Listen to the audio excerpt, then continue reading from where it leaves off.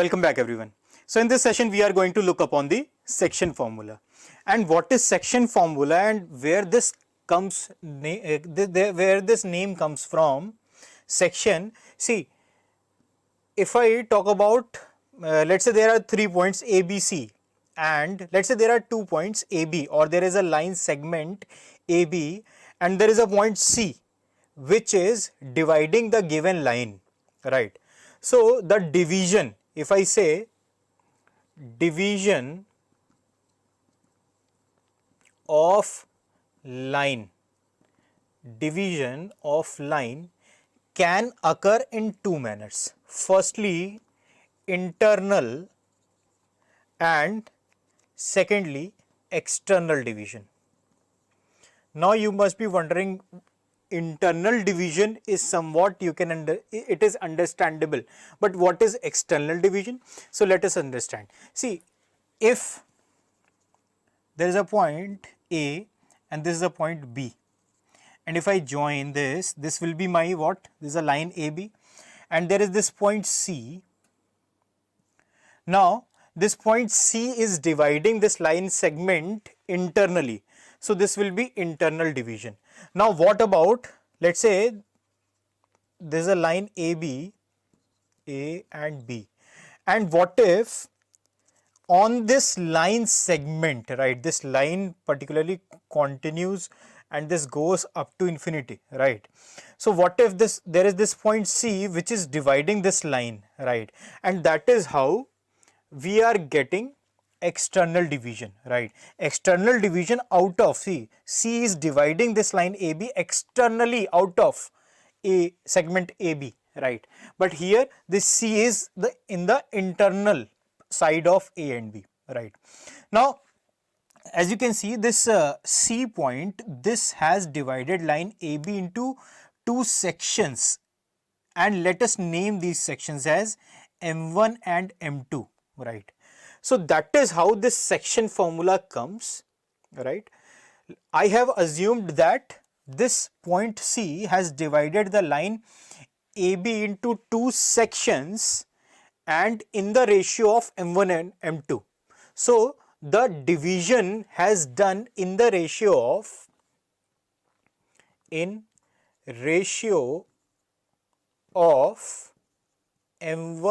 is to M2. I hope it is clear.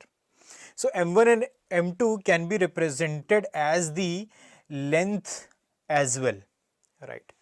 Now what if, to find the particular sections, the length of these sections, or you can say the interrelation between all of these lengths, the various lengths we have, AC, BC and then AB, what will be the relation in between them? Let's find out for any given values. So let's draw firstly our coordinate, that is XY. This would be my x-axis, that would be my y-axis, and let's assume this A as x1 y1, and let's assume this B as x2 y2, right? And as you can see, this C point is dividing this A and B, so we can assume this one as x comma y, right? Now let's do a little bit of construction. By construction, what I mean is we can obviously draw this perpendicular right on x-axis, and further this can be joined, right? Or again this can also be joined. So if I name, then see, this is A, B and C. Let's say this point is D and this point is E, this point is F, G and H, and let's take one more point over here. This is, let's say, J, this point is J. So I hope it is totally clear to you. Now there is one particular rule in the geometry that you are going to learn about. What this is particular property of a triangle, and what is this property? Let's see. Let's say there is this triangle alpha, beta and gamma, and let's say this is also a triangle such as alpha, beta, gamma, and delta, and then zeta, and then let's say epsilon. So these are the Greek letters, right? Now see, what is the speciality between these two triangles is that this angle is same. Similarly, if I talk about this angle and this angle is same, and this angle is same. So these two triangles, if obviously see, the sum of all the three angles of a particular triangle should be 180 degree, and if these two angles are equal, then third one will also be equal. And if these two are angles of these two triangles are equal, then they are known as similar triangle. Similar triangle, right? This will be known as similar triangle. And what is the property of similar triangle? See, if you go with the property of similar triangle, so what it says that corresponding sides, the ratio of corresponding sides will be a constant. That is, if I take alpha beta upon zeta and delta, this should be, this side and this side, and then again this side and this side, that is alpha gamma upon zeta epsilon, and then beta gamma upon delta epsilon. These ratios are always equal if I talk about similar triangle. And now we are going to apply the concept of similar triangle over here also. As you can see, this will be my right angle triangle. This will be my right angle triangle, right? And this angle will be equals to this angle. I hope it is clear to you. So the third angle will also be equal to the respective third angle, and that is how I can say that triangle A,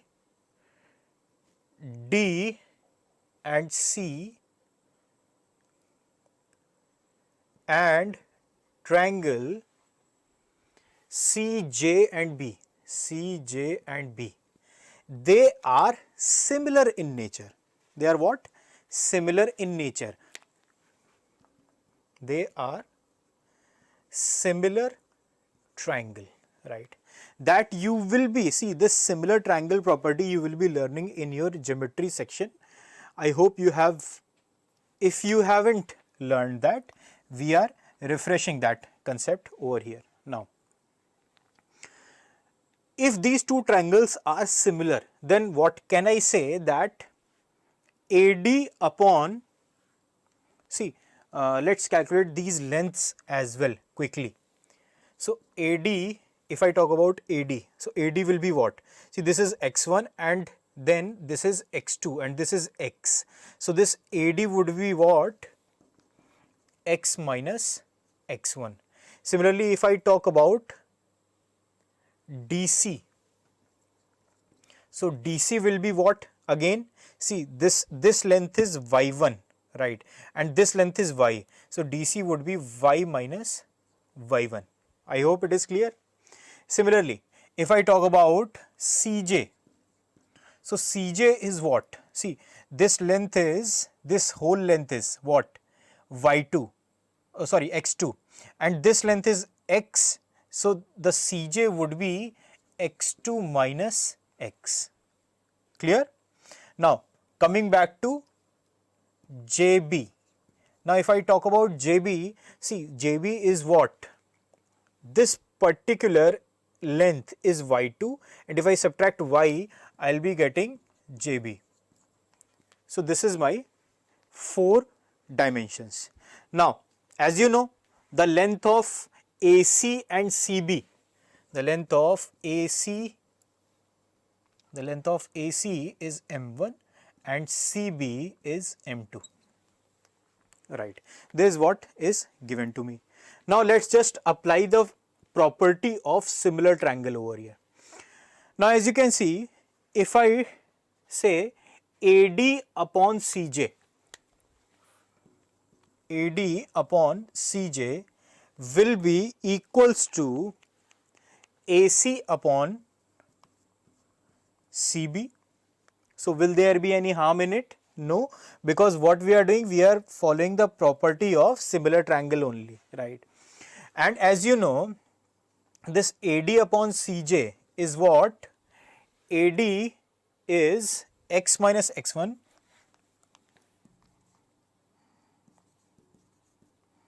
upon Cj is x2 minus x, and AC upon Cb is m1 upon m2.